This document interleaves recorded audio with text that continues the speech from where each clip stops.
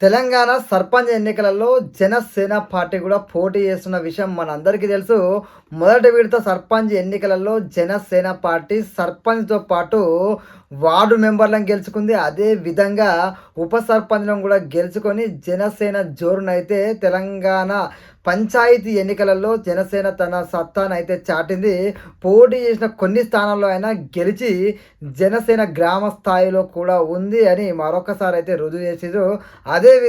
అదేవిధంగా రెండో విడత తెలంగాణ వ్యాప్తంగా జరుగుతున్నటువంటి గ్రామ పంచాయతీ ఎన్నికల ఫలితాల్లో కూడా జనసేన పార్టీ అదే దూకుడును ప్రదర్శిస్తూ రెండో విడతలో కూడా జనసేన పార్టీ పలు చోట్ల వార్డు మెంబర్లను అత్యధిక మెజారిటీతోటి గెలుచుకోవడం అయితే జరిగింది.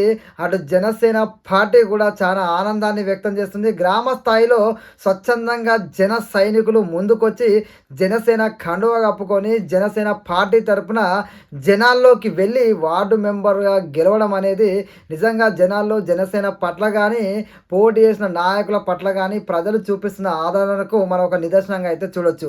ఎందుకంటే పవన్ కళ్యాణ్ గారు ఎక్కడా పిలిపివ్వకుండా జనసేన పార్టీ కూడా మీ యొక్క బలం ఉన్న చోట మీరు చేయండి అని ఒక మాట చెప్పంగానే పోటీలో నిలవడమే కాకుండా గెలిచి చూపిస్తారు. అంటే మనం అర్థం చేసుకోవచ్చు జనసేన పార్టీ జనాల్లోకి ఏ విధంగా ముందుకెళ్తుంది గ్రామ స్థాయి నుంచి అనేది.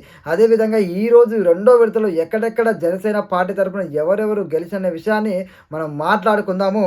ముఖ్యంగా జనగామ జిల్లాలోని జనగామ నియోజకవర్గంలోని బచ్చన్నపేట మండలంలోని కొన్నే గ్రామం నుంచి ప్రదీప్ కుమార్ అయితే దాదాపు 121 ఓట్ల మెజారిటీతో అయితే వార్డు మెంబర్గా జయకేతనం అయితే ఎగరేసిండు. మరొక వైపు సిద్దిపేట జిల్లాలోని చిన్న కోడూరు మండలము కృష్ణాపూర్ గ్రామ పంచాయతీ నుంచి కృష్ణా గౌడ్ గారు కూడా జనసేన పార్టీ తరపున వార్డు మెంబర్గా గెలిచి జనసేన పార్టీ జనాల్లో ఏ విధంగా ఆదరణ దక్కించుకుందని నిరూపించిండు. అదేవిధంగా ఖమ్మం రూరల్ మండలం కాస్మా తండ గ్రామ పంచాయతీ నుంచి అజ్మీరా బాలరాజ్ అనే వ్యక్తి కూడా జనసేన పార్టీ తరఫున వార్డు మెంబర్గానైతే గెలవడం జరిగింది.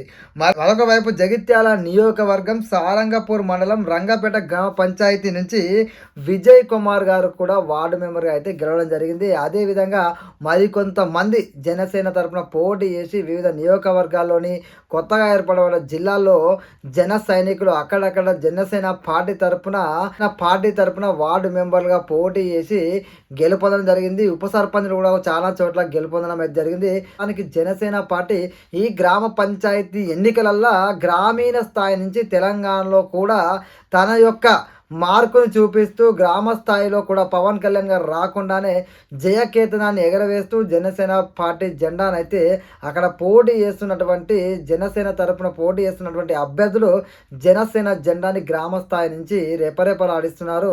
నిజంగా పవన్ కళ్యాణ్ గారు ఈ యొక్క రిజల్ట్ ఏవైతే ఉన్నాయో చూస్తే మాత్రం సంతోషపడతారని మనకు స్పష్టంగా అర్థమవుతుంది. ఎందుకంటే ఇంకొక విడత కూడా ఉంది. ఆల్రెడీ 2 విడతల్లో దాదాపుగా చాలా మంది జన సైనికులు అయితే వార్డు మెంబర్గా ఉప సర్పంచ్గా గెలుపొందిరు.